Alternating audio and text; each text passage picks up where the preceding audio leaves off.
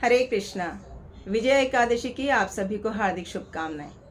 एकादशी तिथि वो है जिस दिन से हमारी भक्ति का उदय होता है, हम भक्ति के मार्ग पर अग्रसर होते हैं। तो एकादशी तिथि भगवान श्री कृष्ण को बहुत प्रिय है। तो जो भी व्यक्ति इस एकादशी व्रत का पालन करता है, भगवान उससे बहुत प्रसन्न होते हैं, भगवान उसकी सारी इच्छाओं को पूरा करते हैं। लेकिन जो शुद्ध भक्त होते हैं वो इस एकादशी व्रत का पालन किसी लाभ के लिए नहीं करते।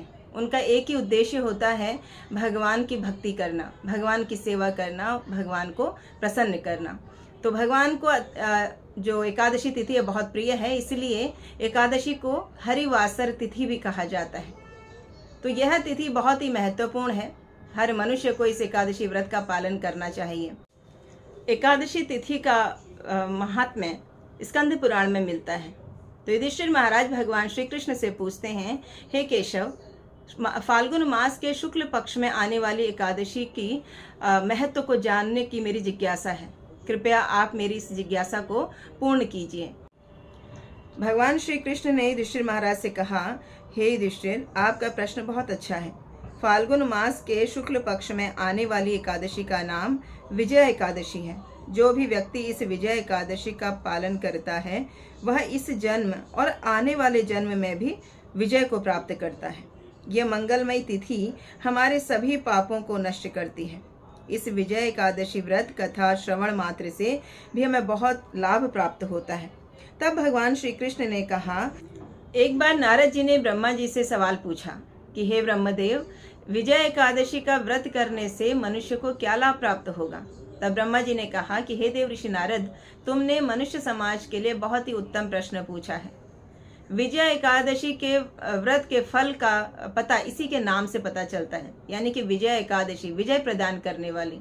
तो जो भी व्यक्ति इस एकादशी का व्रत करता है, विजय एकादशी का पालन करता है, उसको विजय प्राप्त होती है।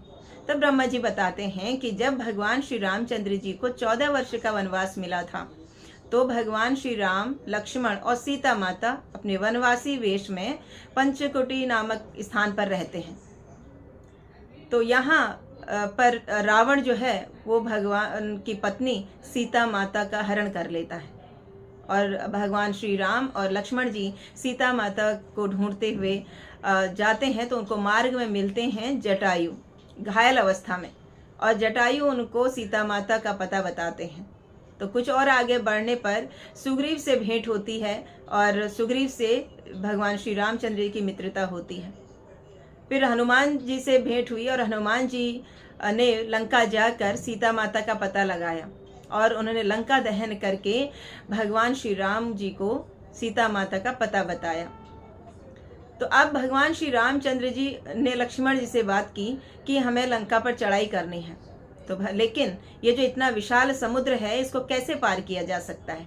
तब लक्ष्मण जी ने कहा कि यहाँ इस पर एक वाकवल्लक ऋषि रहते हैं, तो हमें उनसे, उनकी दर्शन करने चाहिए, हमें उनसे मिलना चाहिए और इसके बारे में उन्हीं से पूछना चाहिए।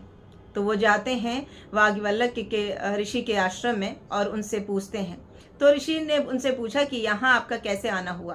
तब भगवान श्री राम ने कहा कि मेरी पत्नी सीता का अपहरण हुआ है और मैं लंका पर चढ़ाई करना चाहता हूँ अपनी सेना के साथ, मगर ये इतना विशाल समुद्र, इसको कैसे पार करें।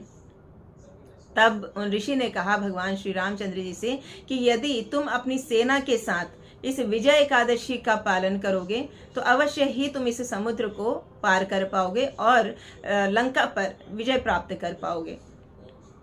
तो भगवान श्री रामचंद्र जी और उनकी सेना ने मिलकर उस एकादशी का पालन किया, विजय एकादशी का।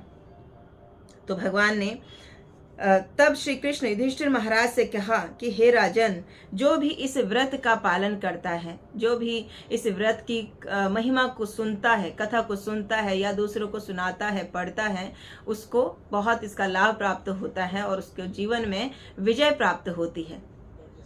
तो ये एकादशी का व्रत इतना महत्वपूर्ण है। तो हमें क्या करना है, विजय एकादशी का पालन करना है और अधिक से अधिक भगवान के पवित्र नामों का जप करना है, भगवान हरि कथा सुनना है और हरि नाम का जप करना है। तो इस दिन, एकादशी के दिन हमें अपना विशेष जो ज़्यादा से अधिक समय जो है वो भगवान की कथा श्रवण और कीर्तन में लगाना चाहिए। तो आइए हम सब भगवान से प्रार्थना करते हैं कि हम भी इस विजय एकादशी पर अपने मन पर, अपनी जो इच्छाएं हैं उन पर विजय प्राप्त करने के लिए भगवान के श्री चरणों में प्रार्थना करते हैं और अधिक से अधिक नाम जप करने में और भगवान के नाम में, उनकी सेवा में हमारी रुचि बढ़े, इसके लिए हम भगवान से प्रार्थना करते हैं। तो आइए आप सभी को विजय एकादशी की हार्दिक शुभकामनाएं। हरे कृष्ण।